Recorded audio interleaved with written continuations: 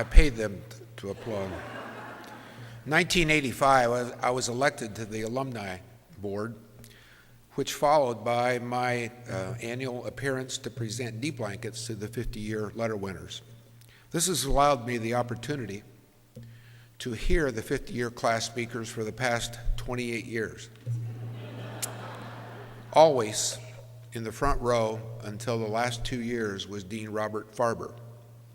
He's 99, and he's got moments of lucidity, and sometimes he's not, but I always said hello to him because Dean Farber taught me a speech class, and it was my dream to come back and give a speech for Dean Farber. In the spring of 1959, I was offered a full tuition scholarship to attend Wabash College by Garland Frazier, the football coach. My mother would not allow me to go to Wabash because she wanted me to attend DePauw, where I would learn social graces and manners taught by house mothers and experience the co-ed environment. So I became a Rector Scholar and received a $50 a semester scholarship. But eventually I became an obstetrician gynecologist with an appreciation for the health and welfare of women. As it turned out, Garland Frazier was my defensive backfield coach my senior year, as he was fired by Wabash the year before. But we are one of 10 graduating classes from DePauw in all of history that never lost to DePauw in all 4 years. To Wabash.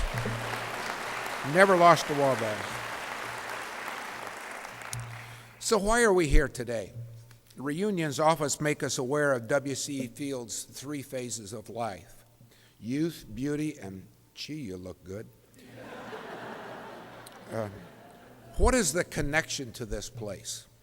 Is it the people, our relationships? Is it the great professors who taught and inspired us? Was it our coaches who taught us valuable lessons in teamwork and persistence? Was it because our life here was so wonderful before life got tough and we want to recall those simpler times? I asked a friend advice on what to say on this occasion, and he said, Eskew, when you graduated from college, Kennedy was still alive, and the Beatles had not yet appeared on the Ed Sullivan Show, so life as we know it now had not even begun. I think we all want to belong to or be of something. You have that with the DePauw. It isn't a place where you're anonymous. It isn't a massive institution that folks go to, get a degree, moved on. It's an experience, the DePauw experience. And that experience is enhanced by friendships we have and the connections we made. But as we age and go through life, fall in love, move, change jobs, get our hearts broken, experience tragedy, lose parents, lose partners, earn accolades, award, honors, raise kids, invent something, whatever. The ability to forge lifelong connections gets harder. We should not forget that much of what we have achieved has been with the support of a good partner. Think of the greatest friendships in your life. How many are from DePauw? But were those days the happiest days of our lives? Days of play, laughter, and innocence?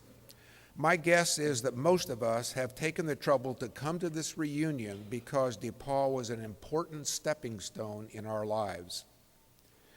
The DePauw class of 1963 has distinguished itself in many ways, through personal success, honors received, and a multitude of volunteer efforts that benefit so many. I want to highlight a few. Karen Koenig Abu Zaid has been an Under-Secretary General of the United Nations after spending 19 years working for the Office of the United Nations High Commissioner for Refugees. From 2000 to 2010, she led the United Nations Relief and Works Agency. She has organized millions, not thousands, millions of refugees fleeing from war and famine in their own countries. Karen delivered the DePauw commencement address in 2007 and is one of 3 members of our class to be given an honorary degree by DePauw. Bud Walters started the Cromwell Group in 1972 and remains the president of his group of 26 radio stations in 4 states. Bud's also been a trusted trustee for DePauw for over 14 or 15 years. Jane Turk-Slansker is president and founder of Interstar Marketing and Public Relations Group. She has served diverse corporate and public sector clients from regional to international in scope. She's had the fun and privilege to work with famous personalities from Jimmy Stewart to Audrey Hepburn to cosmonauts, astronauts, and legendary politicians.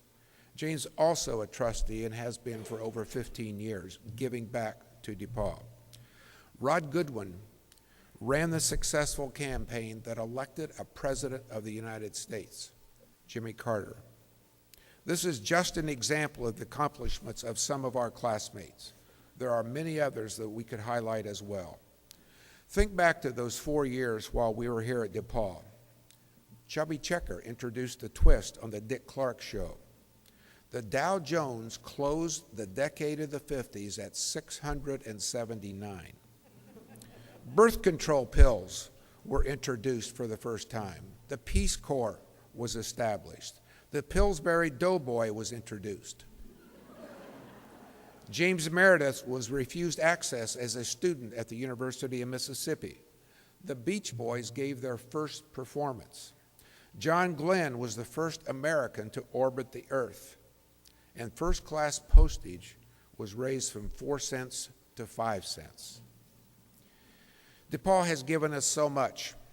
We were taught by several wonderful professors that had huge impacts on our lives. When faced with adversity in my life, I remembered the sayings from our football coach, Coach Mott. And they relate not only to football players, but to everybody. Listen to these simple statements. You never get something for nothing. Stay as deep as the deepest and wide as the widest. Never pass up a man to get to a man. When it goes away, it's coming back. Always fight through resistance, never around it, and never come up until the leather leaves his hand.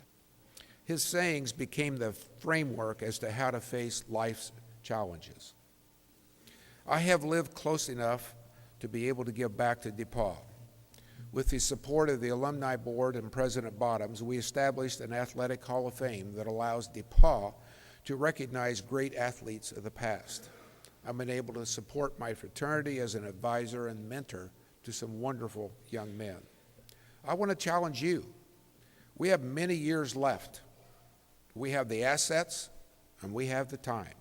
Continue to give back to your favorite organization, church, school, or charity.